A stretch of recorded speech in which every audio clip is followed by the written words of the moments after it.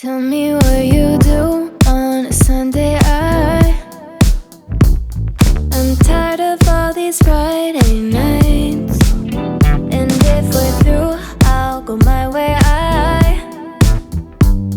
I'd like it if you stay a while.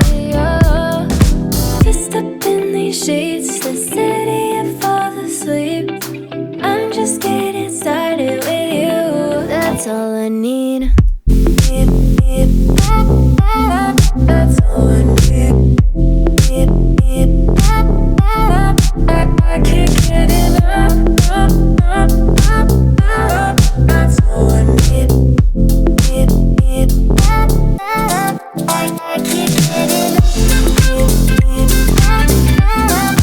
all I need. I can't get enough. That's all I need. I can't get enough Sunday love. That's all I need. Where were you when I was going home alone? Now there's coffee on your white sheets instead of liquor on my tight jeans, and it's never been as easy as when you're lying with me. I just up in these sheets. What's up, loves? It's Devin. Welcome back to my channel. I wanted to share with you some exciting news that I have recently moved to a new salon suite. So if you're new to my channel, welcome. I do have another video I'll link below of my last move, which was actually from a salon suite into a smaller little salon.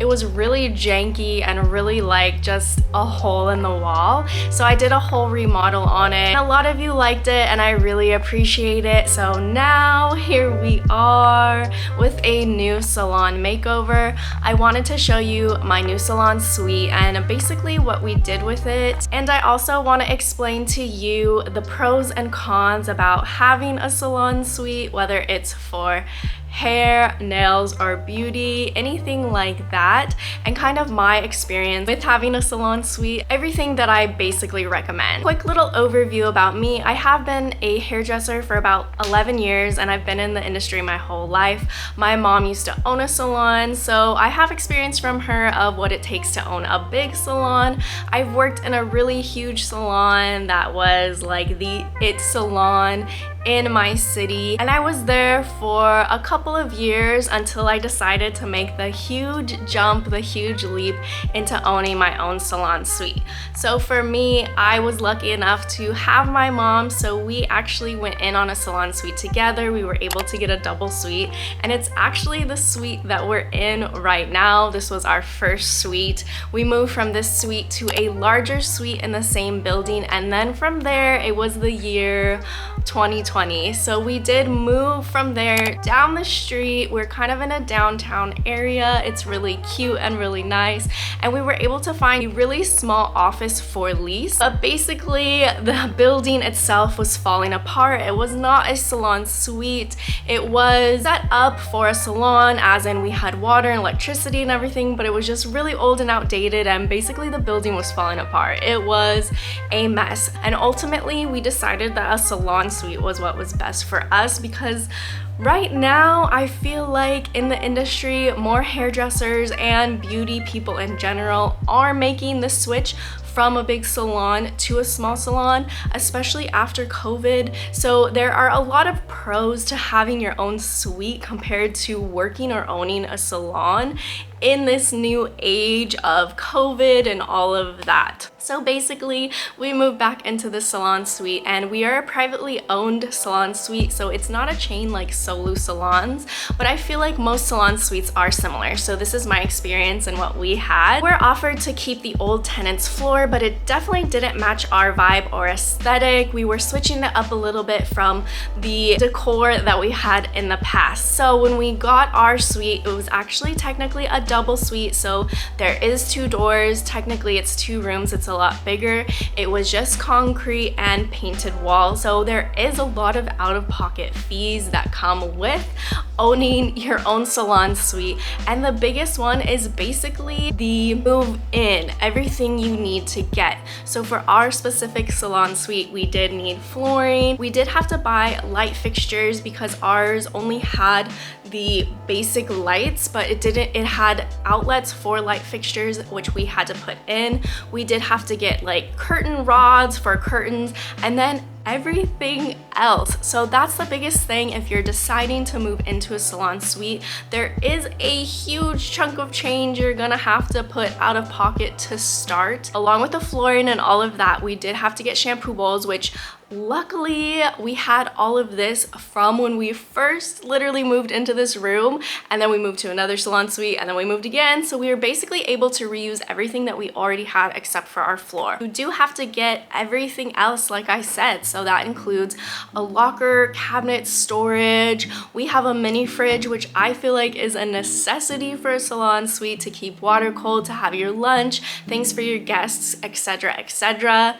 We also had to get shampoo bowls, so that was something that we already had. Along with that, you have to fully get your own decor and make it your own. So for us, when we first moved into this suite, my dad did everything for us. So our curtain rods, our shelves, the chairs that I have, the cabinets, these are cabinets from IKEA. This is the Billy cabinet, but he custom did it with the cane and glass. So everything we have in our salon was custom made from my dad. So it's really, really special for us. And like I said, the only thing currently that we had to get was our new floor, and we had to pay for installation. So the main thing when you're first starting out is you're really gonna be spending a lot on all the necessities to fill up your salon suite. I do think there is a way to do it cheaper. Like I said, we were able to have my dad custom make a lot of things, so obviously that cut cost in the beginning for us. We did find chairs from somewhere else, and we were able to get old bases to put on those chairs. But there are companies, and Amazon actually has a lot of salon chairs and shampoo bowls for a really pretty cheap price. After that, there are some other important things that you need for a salon suite, which is different from working in a salon. So first of all, if you're a hairdresser, obviously you need to have your license up to date always. You also need to get an establishment license, which is different because when you're working in a salon, you're under the establishment. They have their own establishment license, but now think of it as you're on your own. This salon suite is your home, it's your salon. So you now need to get an establishment license from State Board. So I'm in California, so that would be State Board of Cosmetology in California, but every state has their own State Board rules and regulations. The establishment license wasn't that much to start, but I will say an important note: if you are starting out in a salon suite and say you move to another salon suite in your building, so say I'm in room 3 and I move to room 10 because it's a little bit bigger and it has a window or a better view, you have to go onto the State Board, fill out paperwork to change your address, because if you're in the wrong suite number when State Board comes to find you, you will get a fine.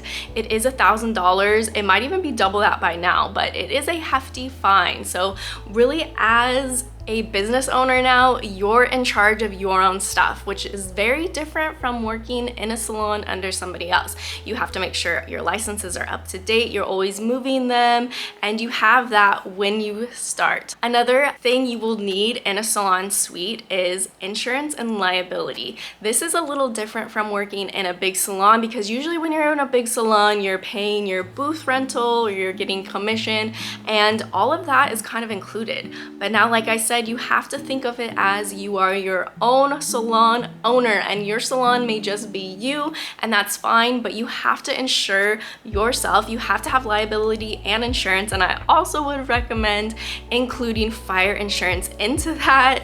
Recently, our salon suite building was next door to a fire, and it was very scary, and we found out that a lot of the tenants in our building did not have fire insurance. So if the building was to burn down, you would not not be covered for all your supplies, your curling iron, your color, your cabinets, literally everything. So you want to make sure you get a good insurance company. So other than that, just to be able to work, you do need to get a business tax license. This is for California. As I said, other states are different, so you definitely want to check your state rules and regulations. I know when I was working in a really big salon, a lot of the hairstylists never did this and they never had one, but you need a business tax license. So this is another fee. Where I am, it's about $68. So it's not that much, but you do have to keep it updated. So it's twice a year, it's $68. And this is so that you can work in the area that you're working. Like I said, I'm downtown, so our fee is a little bit higher because we work downtown,